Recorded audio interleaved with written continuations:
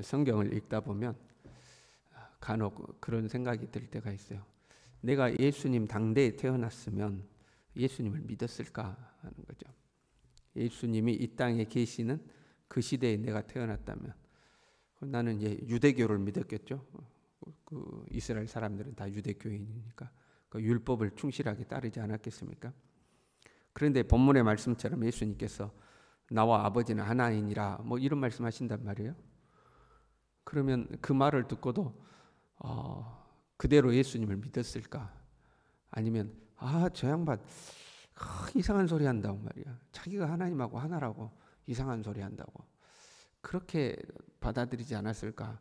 이런 뭐라고 그럴까요? 그냥 상상을 해보는 거죠. 사실은 이런 예수님이 하나님의 아들이시다. 하나님이 보내서 오셨다. 나와 아버지는 하나이니라. 그런데 이제 유대인들이 말도 안 되는 소리 하지 말아라 하고 신성 모독이다 하고 이제 안 받아들이잖아요. 이런 구조를 악용하는 것이 이단들이죠. 신천지도 그렇잖아요. 이만희가 뭐 자기가 재림예수라고 그러고 자기가 보혜사라고 그러고 우리는 택도 없는 소리 하지 말라고 그러잖아요.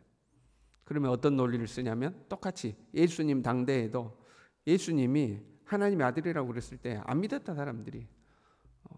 예수님 당대에도 예수님이 하나님과 나는 하나다고 그럴 때 사람들이 안 믿었지 않느냐. 그리고 오히려 핍박하지 않았냐. 마찬가지로 내가 이렇게 보혜사로 왔지만 사람들이 안 믿는다. 특히 유대의 종교 지도자들이 안 믿었던 것처럼 기존 교회의 종교인들이 자기를 안 믿는다. 이렇게 이야기를 하는 거죠. 내 양은 나를 알아보는 것처럼 그 신천지에 빠진 사람들만이 이제 복 받은 사람이다. 그들은 나를 알아보는 사람이다. 이런 예수님 당대에 있었던 일을 악용하는 거죠. 예수님을 못 알아보는 것처럼 나도 못 알아본다. 이제 이런 거. 신천지만 그런 게 아니고 다른 이단들이 다 이런 구조를 악용합니다. 그래서 자기들은 눈이 열려서 이제 알아본다고 생각하는 거죠. 사람들이 예수님에 대해서 긴가민가했어요. 본문의 내용 보면 24절에 보면 당신이 언제까지나 우리 마음을 의혹하게 하려 하나이까 그리스도이면 밝히 말씀하소서. 어떻게 보면 그리스도인 것 같고 어떻게 보면 아닌 것 같고 하는 일을 보면 그리스도인 것 같고 그 말하는 것 보면 신성모독이고 그러니까 의혹이 된다 이 말이죠. 그러니까 밝히 말씀하십시오라고 이제 한 거예요. 그러면 예수님이 딱 부러지게 말씀하면 되지 않겠어요? 내가 그리스도다. 맞다. 내가 그리스도다. 아니 내가 말했지 않냐. 내가 그리스도라니까. 내가 맞아. 선지자들이 애원했던 그 그리스도가 내가 맞다. 그렇게 딱 부러지게 말하면 되지 않겠어요? 근데 사실 예수님도 딱 부러지게 말씀을 안 하셔요. 오늘 본문 내용도 보십시오. 밝히 말씀하셔서 그랬더니 뭐라고 장황하게 말씀을 하시죠. 장황하게 말씀하시죠. 그러니까 딱 단답형으로 한마디면 되지 않겠습니까? 내가 그리스도다. 야, 몇 번을 말하냐? 내가 그리스도다. 말했지? 내가 그리스도다. 그럼 되지 않겠어요? 근데 예수님도 딱 부러지게 말씀을 안 하시고 장황하게 말씀하시죠. 25절에요. 내가 내 아버지의 이름으로 행하는 일들이 나를 증거하는 것이다. 내가 내 아버지의 이름으로 행하는 일들이 나를 증거하는 것이다. 그러니까 내가 그리스도다. 그 말을 붙이시면 좋을 텐데 또 그 말을 안 붙이셔요. 그리고 그렇게 말씀 끝에 뭐라고 하냐면 나와 아버지는 하나이니라. 그 말을 듣고 방금까지도 당신이 그리스도가 맞느냐, 당신이 그리스도가 맞느냐 물어보던 사람이 돌을 들어서 예수님을 치려고 하는 거죠. 예수님께서 내가 여러 가지 선한 일을 했는데 그 중에 어떤 일로 나를 돌로 치려고 하느냐 했더니 33절에 이렇게 이야기해요. 선한 일로 말미암아 우리가 너를 돌로 치려는 것이 아니라 신성 모독으로 인함이니 네가 사람이 되어 자칭 하나님이라 함이로라. 예수님이 행하신 선한 일, 그거 내 인정해 줄게 이제 그런 의미가 들어있잖아요. 선한 일로 인하여 너를 치려고 하는 것이 아니다. 그러니까 네가 한 일 그래 선한 일 그거는 어느 정도 인정을 할게 그런 의미가 있잖아요. 사실 예수님이 하신 일들도 논쟁이 되고 그랬잖아요. 안식일 날 왜 그런 일을 하느냐. 안식일을 어기는 거 보니까 선지자가 아니다. 뭐 그걸로 이제 논쟁이 있고 그랬잖아요. 그러나 본문에서만큼은 선한 일로 말미암아 우리가 너를 돌로 치려는 것이 아니다. 그래 네가 행한 거 선한 길로 인정해 줄게. 그 선한 일로만 본다면 네가 그리스도인 것 같기도 하다. 그런데 하나님의 아들이라니 그거는 우리가 도저히 받아들일 수가 없다 하는 거죠. 네가 하는 선한 일은 우리가 받아들일 수 있지만 네가 하나님의 아들이라고 하는 것은 우리가 받아들일 수가 없다는 거예요. 믿음이라는 것도 그 범위가 있는 겁니다. 범위. 어느 정도까지는 믿어지는데 그 범위를 넘어서면 안 믿어지는 거죠. 어느 정도까지는 믿어져요. 그러나 그걸 넘어서면 안 믿어져. 네가 선한 일을 행한 것까지는 우리가 믿어져. 그러나 네가 하나님의 아들이라는 것은 안 믿어져. 이제 이런 거죠. 오늘날도 마찬가지입니다. 예수님을 안 믿는 사람들 중에 예수님은 좋은 분이다, 사랑이 많은 분이다, 이거는 믿어져. 우리 기독교에 대해서 반감을 갖는 사람 뭐 이것도 저것도 다 싫다고 그러는데 그렇지 않는 사람 중에 예수님은 좋은 분이고 사랑이 많은 분이다, 이것은 믿어져. 그러나 예수님이 내 영혼의 구세주다, 이건 안 믿어지는 거죠. 예수님의 십자가를 사랑의 실천으로 원수까지도 사랑하신 그 사랑의 본을 보여주셨다, 이것은 믿어져. 안 믿는 사람 중에도 예수님의 십자가를 높이 평가하는 사람들이 있습니다. 거기는 믿어져. 그런데 그 십자가의 죽음이 나의 죄를 대신하여 주신 대속의 죽음이다, 이건 안 믿어지는 거죠. 무슨 대속은 무슨 대속?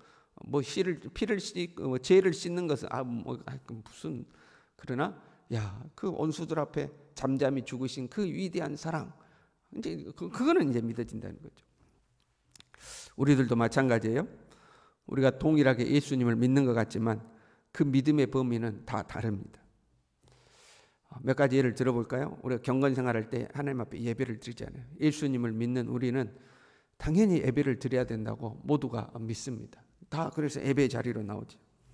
근데 어떤 사람은 반드시 예배에 드려야 된다, 절대 빠지면 안 된다, 이렇게 믿는 사람이 있고, 어떤 사람은 가끔 빼먹어도 되지, 교회 다니다 보면 가끔 예배도 빼먹고 그러는 거지, 그렇게 생각하는 사람도 있죠. 어떤 사람은 예배를 드려야 된다고 믿지만 그 예배를 드리는 그 자리가 좋은 말씀 듣는 자리, 마음이 편해지는 우리의 모임 정도로만 생각하는 사람이 있고, 어떤 사람은 그 예배 시간에 하나님이 임재하신다고 믿는 사람도 있죠. 이게 믿음의 범위가 다른 거예요. 하나님 앞에 헌금을 드려요. 어떤 사람은 우리가 헌금에 대해서 이야기하면 그렇게 이야기하잖아요. 믿음대로 하는 거야, 자기 믿음대로 하는 거지, 그렇게 믿는 사람이 있고, 어떤 사람은 그 하나님 거야, 하나님 것 만지면 그 하나님의 것을 도둑질하는 거예요. 그럼 반드시 하나님께 드려야 돼요. 그렇게 믿는 사람도 있는 거죠.